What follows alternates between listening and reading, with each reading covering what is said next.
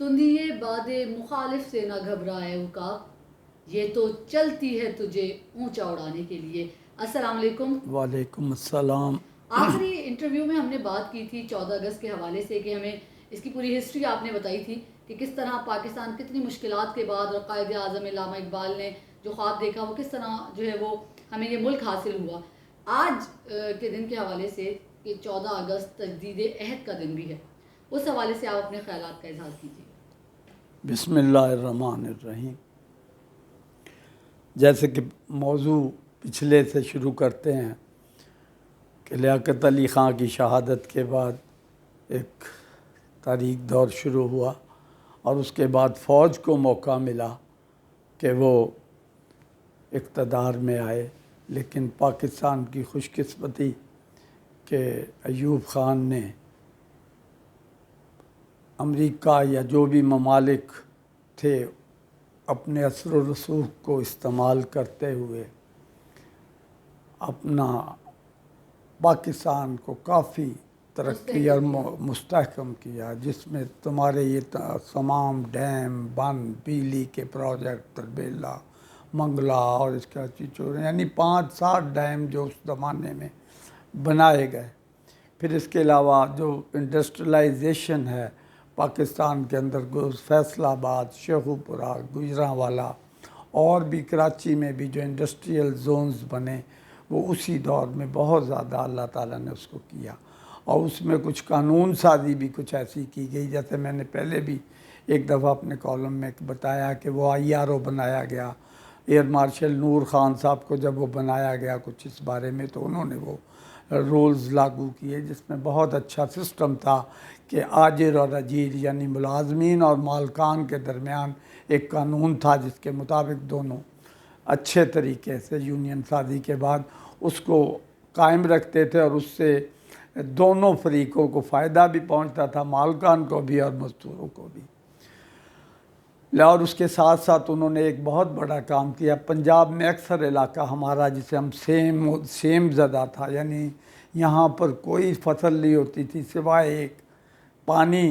अगर हम 5-6 फुट खोदते थे तो नीचे से पानी निकल आता। ज़मीन सफ़ेद शोरे से जो केमिकल था उससे ढकी होती थी। सिर्फ बरसात के मौसम में एक ही फसल होती थी अक्सर पंजाब में, वो होती थी जिसे हम कहते हैं चावल होते थे। लेकिन उन्होंने जो पाकिस्तान में ट्यूबल स्कार्फ सिस्टम जो था उसको बनाया, जिससे पानी की सतह ज़मीन के अंदर चली गई और जो था ना वो सेम ख़त्म हो गई और ज़मीन काबिल काश्त हो गई और ज़रखेज़ हो गई।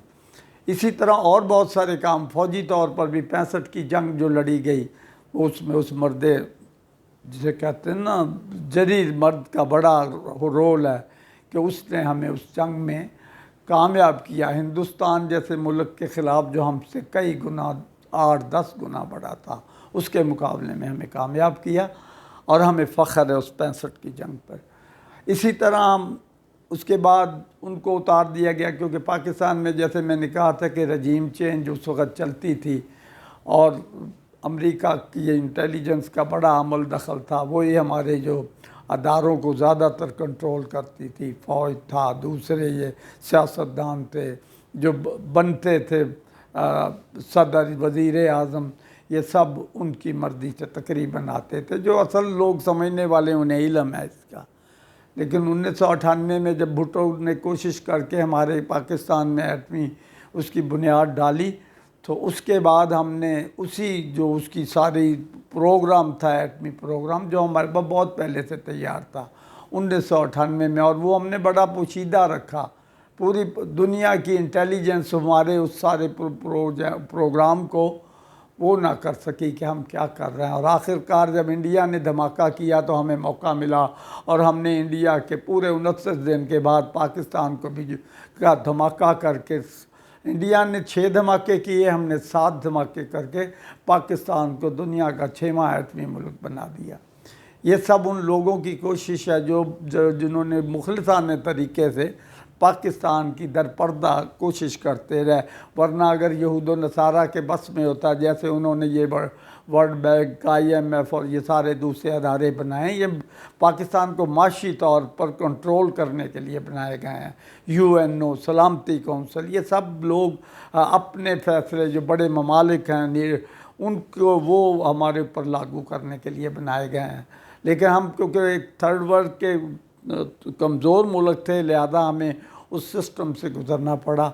जब हमने 98 में एटमी धमाका किया तो अमेरिका ने हम पे प्रेस तरमीम लगा दी, जिसका मतलब ये था कि उन्होंने हमारे तमाम जो असले की सप्लाई थी, जिसके पैसे भी हमने उन्हें दिए थे, F-16 जहाज़ वगैरह, वो सब हमारे रोक लिए। ये आज मैं इसलिए बात भी कर रहा हूँ कि ये दिन हमें आज तजदीद अहद का दिन है और उस दिन हमें सारी अपनी पस मंज़र को देखना ज़रूरी है। अगर हम नहीं देखेंगे और आज ऐसे ही नारे मारते रहेंगे तो नारों से आज़ाद नहीं होती कौमें, या ना दीनी आज़ादी मिलती है और ना जिसे कहते हैं कि असल हकीकी आज़ादी मिलती है।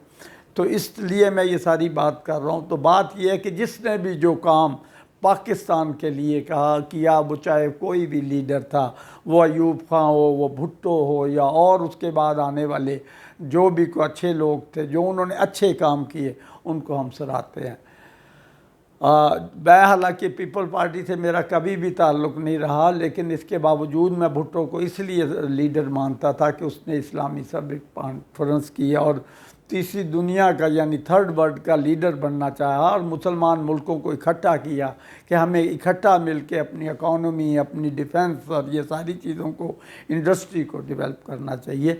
और उसकी ये जो आदात थी ना, हालांकि भुट्टो को भी लाने वाला अमेरिका ही था अयूब खां को उतार के, लेकिन वो किसी को इंडिपेंडेंट नहीं देखना चाहते। जब वो उनके मकासद के ख़िलाफ़ चलते हैं कोई भी हुकूमत या सरबरा, तो वो उसको बहुत जल्द या बतेर उसको फारिग कर देते हैं। और यही कुछ भुट्टो के साथ भी हुआ कि जब उसने सबमिट की सारा को इस्लामी बैंक जॉइंट डिफेंस सिस्टम का एक वो नज़रिया दिया, तो उन्होंने पहले भुट्टो और इसी तरह भुट्टो से पहले शाह फैसल, अब्दी अमीन, तमाम वो लोग लीबिया के जो अभी जिन्हें मारा गया और दूसरे जितने बड़े बड़े वो थे, अब्दी अमीन जैसे तमाम जो सरकर्दा लीडरान थे ना पूरे मुसलमान ममालिक के, सबको बारी बारी बहानों से मार दिया गया। और उसके बाद अयूब खां के अपना जुल्फ़िकार अली भुट्टो साहब को भी जनरल ज़िया के दौर में फांसी दे दी गई, जबकि उस जो केस जो उन पर बनाया गया वो किसी भी कानून, किसी भी अदालत में उसकी कोई वो नहीं थी कि उसको किया जा सके। लेकिन उसके बावजूद, क्योंकि वो एक सियासी कत्ल था जिस पर मुझे उनके आखिरी अल्फाज याद हैं जो उन्होंने हाई कोर्ट में उस वक्त दिए थे, चीफ़ जस्टिस जो मौलवी मुश्ताक साहब थे, जब उन्होंने उन्हें डेथ सेंटेंस दिया। तो वहाँ मेरे एक अंकल हैं, बड़े सीनियर वकील थे, अब तो वो फौत हो चुके हैं। वो बताते थे कि भुट्टो ने सिर्फ 3 लफ्ज़ कहे थे कि no court no justice, thank you Jimmy Carter. इस बात से आपको अंदाज़ा लगाना चाहिए कि वो किसका शुक्रिया अदा करते थे और उनको फांसी चढ़वाने वाले कौन लोग थे। इसी तरह उसके बाद भी जब जनरल ज़िया से उन्होंने अपना काम ले लिया, अफ़गानिस्तान की जंग में रूस को हरा कर उसका सुपर पावर को ख़त्म कर लिया, तो पहले उजड़ी कम को उड़ा दिया और उसके बाद जब वो कोई उसने उनके थोड़ी सी अपनी मर्ज़ी करनी चाहिए तो जनरल ज़ियाउल हक को भी उन्होंने हवाई जहाज़ के हादसे के ज़रिए बहाना बना कर उड़ा दिया। यही तारीख़ रही है। बेनज़ीर जब गई थी अपना अमेरिका, तो इसको बहुत बड़ा रिस्पॉन्ड मिला था कि हार्वर्ड यूनिवर्सिटी से बड़े ख़िताब मिले, इसने वो सलामती कौंसिल और किस किस जगह पे खिताब नहीं किया और दो बड़ी उसके वास्ते बहुत हाईलाइट किया गया। लेकिन उस पर मैंने एक तजज़िया जब भी किया था कि जो भी शख्स अमेरिका जाता है और वो वापस आता है ना, तो वो फिर ज़्यादा देर तक पाकिस्तान में ज़िंदा नहीं रहता या उसकी हुकूमत कायम नहीं रहती। और ऐसा ही हुआ और बाद में उसके खामिद के ज़रिए, जरदारी के ज़रिए ही उसको मरवा दिया गया। कोई माने ना माने, हकीकत तो यही है। जरदारी ने पहले मुर्तज़ा भुट्टो को कराची में पुलिस मुकाबले में मार दिया, उसके घर के बिल्कुल बाहर। तो ये है हमारी पाकिस्तान की तारीख़। और फिर 98 के बाद, जैसे मैंने पहले कहा था कि जब प्रेसिडेंट तरमीम लगी तो वो फ़ौज से जो ताल्लुक़ था ना अमेरिका का, जिसके ज़रिए वो पाकिस्तान के अंदर कंट्रोल करते थे अपनी हुकूमतों को, वो ख़त्म हो गया, क्योंकि फ़ौज उनका सबसे स्ट्रॉन्ग पोल था। और वो उससे ज़रिए जब सियासी, क्योंकि सियासी लीडरान भी उनके फंड से चलते थे CIA के, तो वो उसके बाद उन्होंने ना आखिर में जब वो नहीं कामयाब होते थे तो आखिर में वो फ़ौज को मार्शल लॉ के तौर पर ले आते थे।